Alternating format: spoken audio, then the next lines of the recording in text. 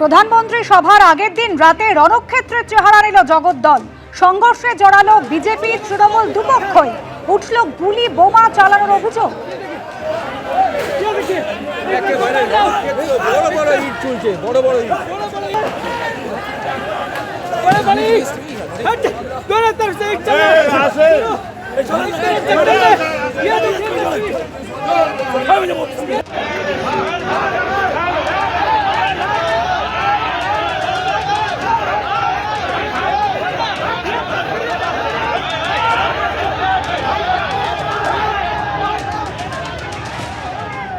সরাসরি চলে যাবো সমীরণ পাল, আমাদের প্রতিনিধি রয়েছেন আমাদের সঙ্গে। সমীরণ, একেবারে ভোটের একদিন আগে যেভাবে উত্তপ্ত হয়ে উঠল জগদ্দল, বিজেপির তরফ থেকে বলা হচ্ছে যে পরিকল্পনা মাফিক হামলা হয়েছে, এমনকি দুই বিজেপি প্রার্থীকে খুনের চক্রান্ত পর্যন্ত করা হয়েছিল, এরকম অভিযোগ সামনে আসছে। আর কিছুক্ষণের মধ্যে প্রধানমন্ত্রী সভা, তার আগে কি পরিস্থিতি? হ্যাঁ দেখো, একেবারেই তোমাকে যেটা বলি যে প্রধানমন্ত্রীর জনসভার ঠিক 12 ঘন্টার মধ্যেই উত্তপ্ত হয়ে উঠল জগদ্দল, এবং জগদ্দল থানার সামনে রীতিমতো রণক্ষেত্রের চেহারা নেয় এবং বিজেপি তৃণমূল দুপক্ষই সংঘর্ষে লিপ্ত হয়।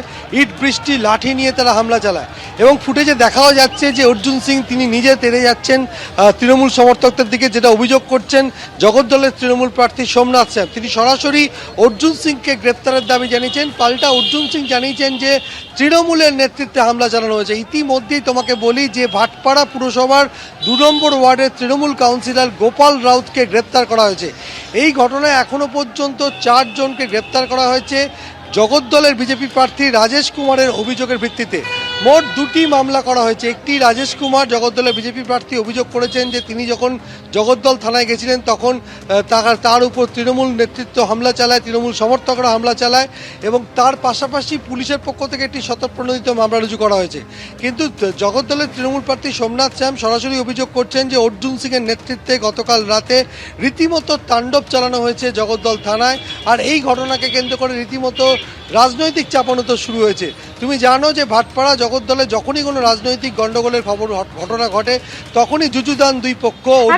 সেই ছবিও রেখেছি সমীরণ, আমরা দর্শকদের সামনে, তুমি আমাদের সঙ্গে থাকো। যেভাবে জগদ্দল থানার সামনে একেবারে সম্মুখ সমরে তৃণমূল এবং বিজেপি, যে কথা আমাদের প্রতিনিধিও জানাচ্ছিলেন অর্জুন সিং, তিনি কিন্তু একেবারে স্পষ্ট করে অভিযোগ করছেন প্রধানমন্ত্রীর সভা বানচাল করার জন্যই এই চক্রান্ত করেছিল তৃণমূল কংগ্রেস, এবং পবন সিং এবং রাজেশ কুমার দুই বিজেপি প্রার্থীকে খুনের চক্রান্ত করা হয়েছিল। অন্যদিকে সোমনাথ শ্যাম যাবতীয় অভিযোগ অস্বীকার করে অর্জুন সিং এর গ্রেপ্তারের দাবি করেছেন।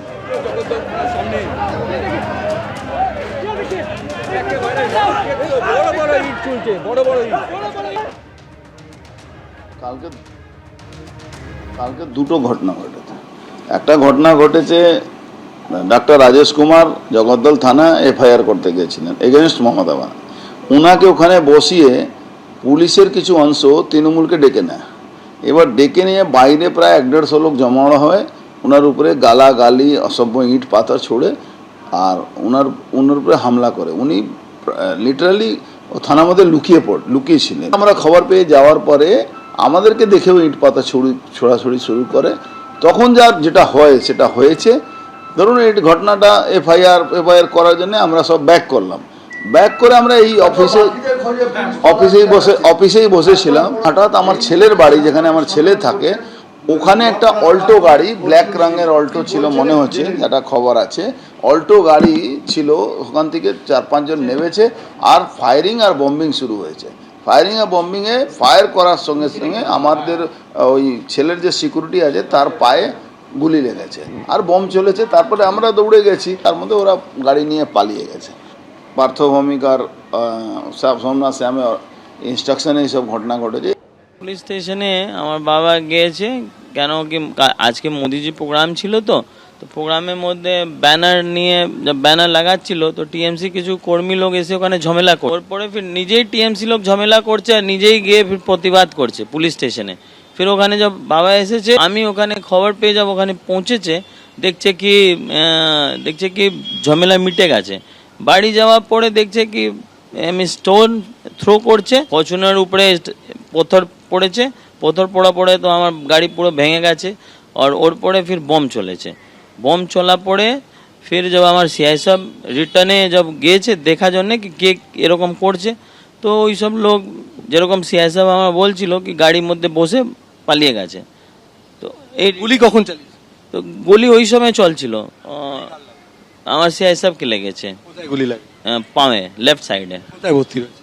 অপোলোয়। কি অবস্থা? এখন ঠিক আছে। সেখানে কি নিরাপত্তার কেউ পুলিশ বা কেউ ছিল যখন আপনার বাড়িতে হামলা হয়? না, এরকম কিছু ছিল না। আমি একদিন আগেই এরকম ঝামেলা আগেও হয়েছে একদিন। কোনো কেন্দ্রীয় বাহিনী সেখানে ছিল কি যেখানে যখন আপনার বাড়িতে হামলা হচ্ছিল? না না, কেন্দ্র বাহিনী ছিল না। ফুটেজে স্পষ্ট দেখা যাচ্ছে যে থানার সামনে অর্জুন সিং তার বাহিনী নিয়ে এসে কিভাবে ওখানে দাঁড়ানো তৃণমূল কংগ্রেসের যারা কর্মী সমর্থক ছিল তাদের কিভাবে মারধর করলেন, সেটাতে দেখা যাচ্ছে যে অর্জুন সিং কিভাবে ওখানে এসে আক্রমণ করলেন থানার সামনে, এবং থানার মধ্যে ঢুকে তিনি সবাইকে মারধরও করলেন। এর পরেও অর্জুন সিং সাংবাদিক বৈঠক করে নানান কথা বলছে, ওনার কথাই হচ্ছে সবসময় মিথ্যে কথা বলা, এবং যে সিআইএসএফ কে বলছেন উনি গুলি লেগেছে সেটাও ওনাদেরই লোকজন যারা আক্রমণ করতে যাচ্ছিল তৃণমূল কংগ্রেসের কর্মীদের উপরে, সেই গুলি লেগে ওনার সিআইএসএফ কর্মী মানে যে দেহরক্ষী আছে তাতে লেগেছে পবন সিং এর। এটা একটা মানে উস্কানোমূলক একটা ঘটনা, যেটা দিয়ে ভাটপাড়াকে উত্তপ্ত করে উনি নিজের কাজ সিদ্ধ করতে চাইছেন। দ্বিতীয় দফা ভোটের আগে প্রচারের আজই শেষ দিন। তার আগে গতকাল টালিগঞ্জের সিপিএম প্রার্থী পার্থপ্রতিম বিশ্বাসের সমর্থনে রোড শো করলেন বিমান বসু। রোড শোতে যোগ দেন অভিনেতা সব্যসাচী চক্রবর্তী এবং চন্দন সেন। এবার আমাদের ভোটের পার্সেন্টেজ যা ডাউন হয়েছিল সেটা যেমন হবে না, অন্যদিক থেকে যে বিরাট শূন্য ছিল সেটাও থাকবে না, শূন্যের পরিবর্তন হবে। তারপর কত দূরে যাবে সেটা দেখতে পাবে যখন 4 তারিখে যখন গণনা হবে তখন। আমরা দেখতে পাচ্ছি প্রধানমন্ত্রী নরেন্দ্র মোদী একাধিকবার আসছেন, এই বাংলায় আসছেন এবং কলকাতাতেও একাধিকবার আসছেন। আজকে তা প্রধানমন্ত্রীর পদযাত্রা রয়েছে। অমিত শাহ তিনিও একাধিকবার বারংবার এই ভোটের আগে আমরা দেখতে পাচ্ছি যে এই বঙ্গে আসছেন। ফলে এই যে কেন্দ্রীয় বিজেপির এই হাইকমান্ড নেতৃত্ব আসছেন এতবার, এটার কোনো কি রেজাল্ট কি ভোটের 4 তারিখের পাওয়া যাবে? আপনি কি মনে করেন? আমার মনে হয় না যে তারা আসছেন বলেই ব্যাপক একটা পরিবর্তন ঘটে যাবে। ব্যাপক পরিবর্তন ঘটার মতো পরিবেশ পরিস্থিতি বেঙ্গলি সাইকির মধ্যে সেভাবে আছে বলে আমি মনে করি না।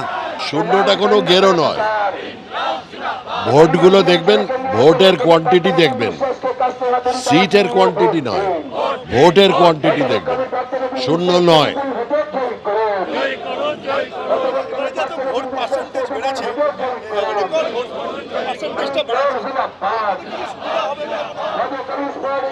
জানি না কি সুবিধা হবে বোঝা যাচ্ছে না, কিন্তু এবারে ট্রেন্ড দেখে মনে হচ্ছে একটা পরিবর্তন হবে মনে হচ্ছে। পর্যন্ত গত বছরগুলোতে আমরা জানলাতেও লোক দেখিনি, আর আজ এখন নেমে আসতে দেখছি, সেটাই তফাৎ।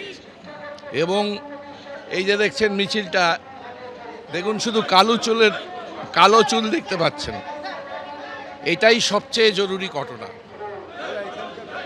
এবং আমার ধারণা যে টালিগঞ্জ এবার অন্যরকম কথা বলবে। এবিপি আনন্দ, এগিয়ে থাকে, এগিয়ে রাখে।